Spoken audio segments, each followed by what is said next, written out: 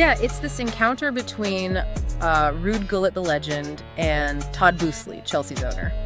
And what's key isn't just the meeting itself, but what Gullit said about it. It kind of opens a window onto club ownership today. And we're talking Ruud Gullit. Ballon d'Or winner in '87. Huge player for Chelsea, even managed them. Don't forget, he was the first foreign manager to win the FA Cup, and he did it with Chelsea in '97. So, yeah, deep roots there. Exactly. So the story goes, Gullit himself told this anecdote about meeting Bullitt. Right. And it sounds like, well, maybe not the meeting of minds you'd expect. Not quite. Gullit said he went up, introduced himself, hi, I am Ruud Gullit.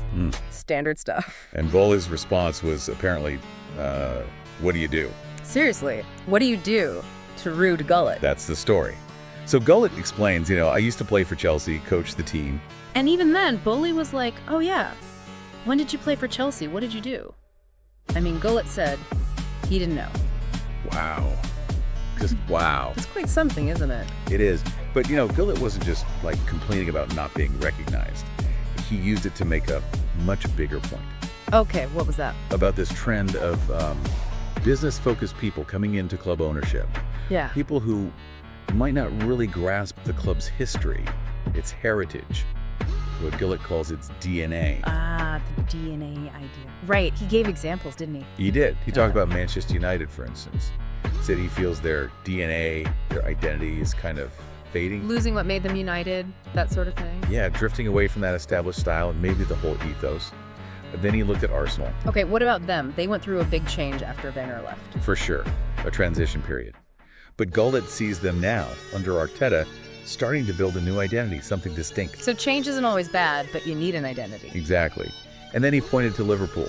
He really praised them, actually. For keeping things consistent, especially after Klopp. He highlighted that smooth transition, how they've managed to maintain that core philosophy, that Liverpool DNA. For him, that continuity is, vital. So this DNA, it's not just about how they play on Saturday, is it? No, it's deeper. It's like the club's values, the culture, understanding what the club means to the fans, its place in history, more than just the profit and loss sheet, Definitely. And just to underline Gullit's authority here, we mentioned Chelsea, but this guy also managed Newcastle. Yeah, had that famous bust-up with Shearer there. Right. And before that, he was part of that incredible AC Milan team, the Flying Dutchman with Van Basten, Rijkaard. Under Sacchi, yeah. Won 2 European Cups, Italian titles. Total legend. And captained the Netherlands when they won Euro '88. So when he talks about football identity, people should probably listen. You'd think so. So this whole Boehly interaction, it really just crystallizes this potential disconnect, doesn't it, between the money side and the actual heart of the club. Yeah, the heritage versus the purely business view.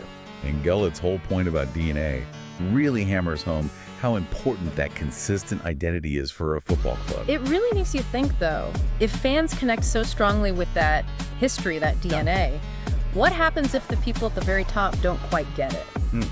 That's the question, isn't it? What are the long-term consequences for the game, for that bond between a club and its community, if that link to the past feels missing higher up? Yeah, definitely something to chew on.